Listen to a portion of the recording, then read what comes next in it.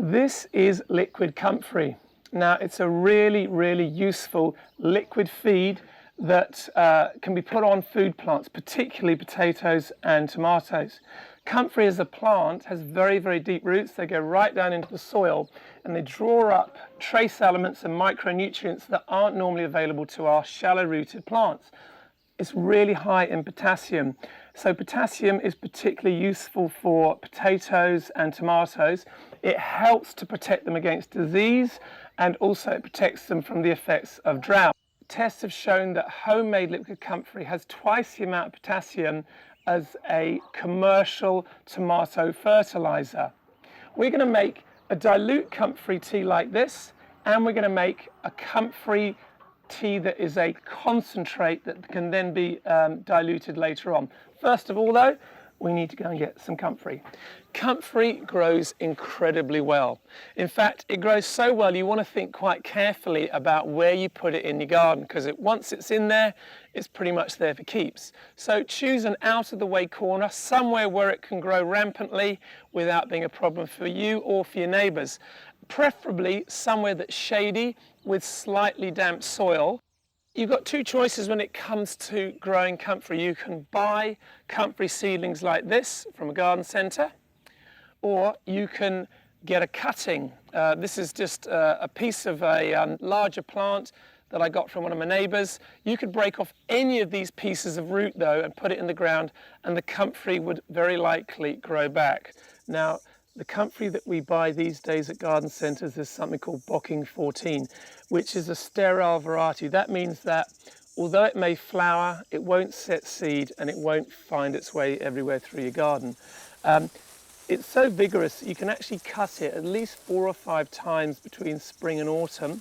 So don't worry about it. When you get in there, you want to be quite brutal. You're going to cut the stems right down to the bottom. And these comfrey stems, they've got these rough hairs on them, and they can be a little bit irritating. So if you want to, if you've got sensitive skin, wear some gloves. All right, so this is a pretty good bundle now. Now, what you might want to think of is there's a lot of wildlife growing in your comfrey, so give it a good shake.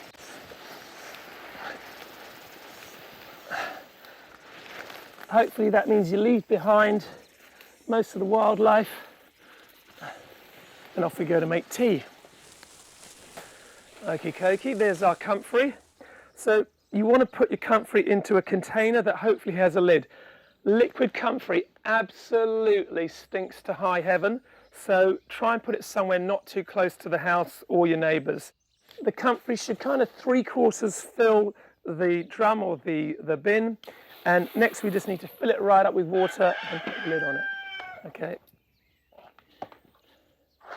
Cool, so the bin's full of water, put the lid on, make sure it's secure. Now in 4 to 6 weeks time, you'll have a barrel of something that looks like this. This is liquid comfrey, and I would dilute this about 1 part liquid comfrey to 4 parts water, or you could just do it so that you lighten it up till it looks like weak tea. You can pour that onto your tomatoes and your potatoes, and they'll do really well. Now, if you don't have space for a big barrel like this, you can make a concentrate. Now, the concentrate is pretty easy.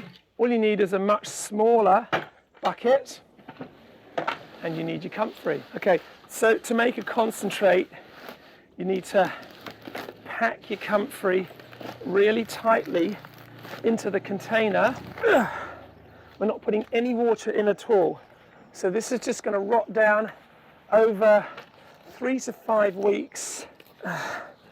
If you want to, you can put a brick or a heavy stone on top. I'm just packing this in. It's a bit of a struggle, but it's worth it. Bang the lid on. Now, okay, what you can do is you leave this to rot down. You can drill a little hole in the bottom of the bucket, angle it, and then what will happen is your concentrated liquid comfrey will trickle out into a jar. If you're going to use it like that, then you're going to definitely dilute it. Now, here is one we prepared earlier. Oh, Bennett. Right, that's pretty fetid. Now that there is concentrated liquid comfrey. You'll be very glad that this is not scratch and sniff. Whew. I'm going to dilute that probably about 1 to 10 so that it gets to the colour of weak tea. And the sludge there, you could use that to mulch around your tomatoes. You could put it in your compost heap. You could dig it straight into your garden. Or if you're planting potatoes, you could line the trench with it.